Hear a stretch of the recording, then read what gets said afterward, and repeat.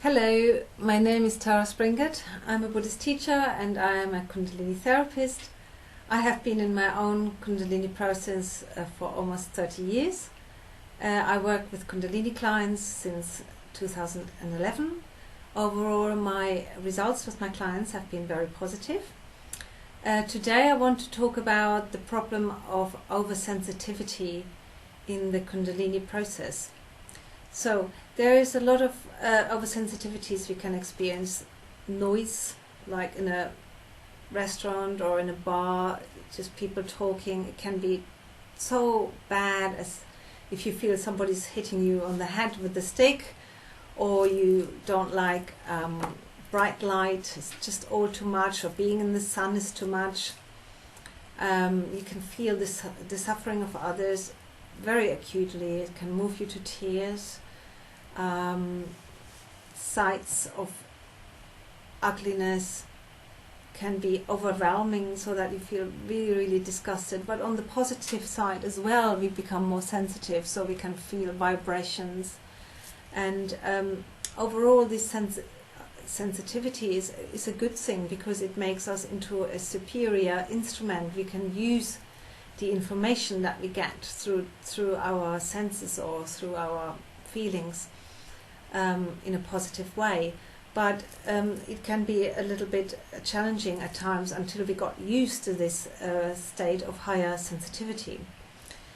And I would like to give a few tips and some advice to kind of deal with that phase in which we find our oversensitivity very challenging. But I also want to say straight from the beginning that, it will not be like that forever. This is only a phase. And with time, your nerves will become more robust again, and so you will feel better again. The question might arise, why do we have these problems in the first place? Why does it make us more sensitive?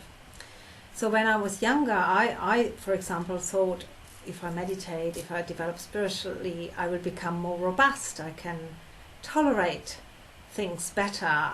Things won't get to me so much as before. Unfortunately, the opposite is true.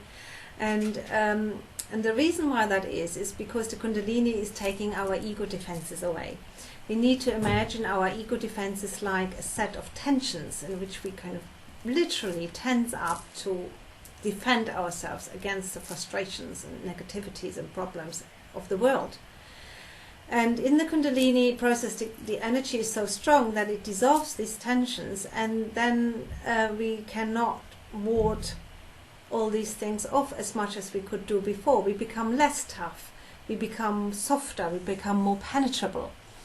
And I like to compare that with being an ice cube when we don't have Kundalini, and then becoming like a glass of water when we are in the Kundalini process that can be just penetrated by anything. You just drop a drop of food coloring into it, and it goes through the whole thing. And that is a little bit like when you are in the Kundalini process. So what are the pieces of advice for this? One is to have a focus on the navel. That is a stabilizing influence. Another is to visualize ourselves in a bubble of love, to kind of increase our boundaries to the world. And another one is to do a lot of loving kindness meditation, so that we put our sensitivity to good use. So because we pick up more suffering from others, but we also give them more compassion, more love, and that will also stabilize ourselves if we are more loving and less focused just on our own feelings. So this focus on others will help us to be more tougher. By the way, I read here from my own book, Reaching Enlightenment Through the Path of Kundalini. The link for that is here. And where you can find a lot more information about this topic. The last advice is to withdraw from situations in which we are oversensitive. and maybe live in some sort of retreat situation. Just don't do the things that create these problems. Now, when I was younger, I didn't like that advice at all. I wanted to go out, carry on going out and doing this, that and the other. And it was no good.